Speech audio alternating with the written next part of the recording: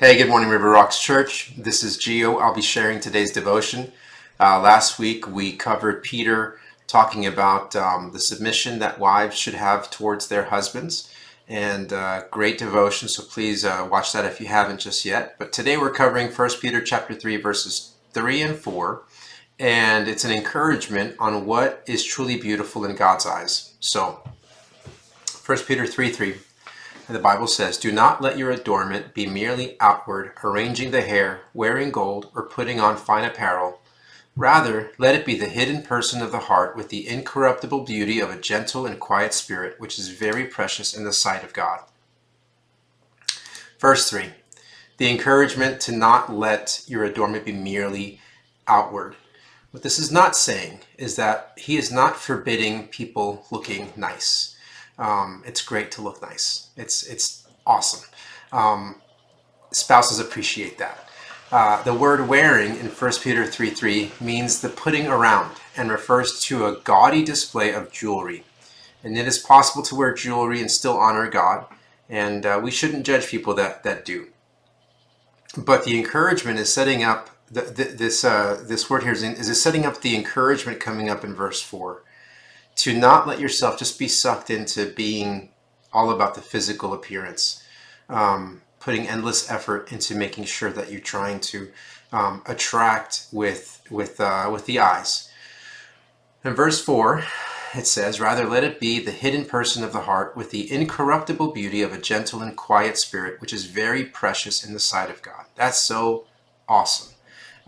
Let your focus on what you're putting your effort towards improving and making better of the hidden person of the heart, what's internal, something that's not going to, in many cases, fade away as the years go on.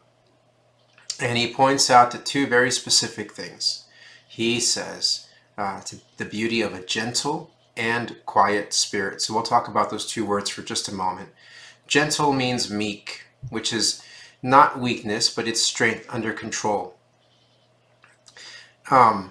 It takes strength to be meek. If you're meek, it means you actually have power. You have the ability to influence something or control something.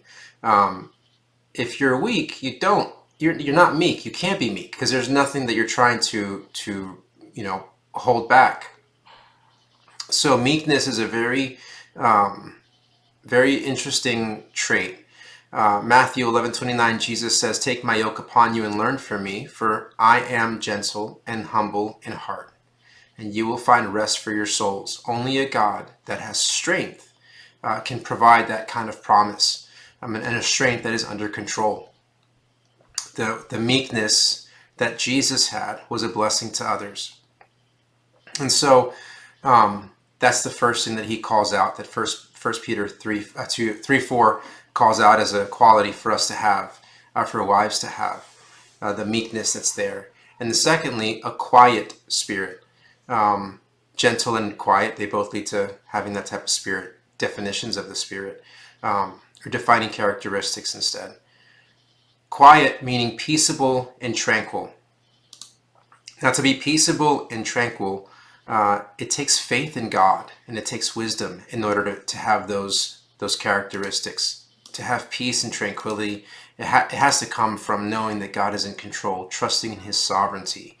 And there are some situations where having peace and tranquility are very difficult to have. And the only way you can is by looking to a God who's fully in control and that you can trust.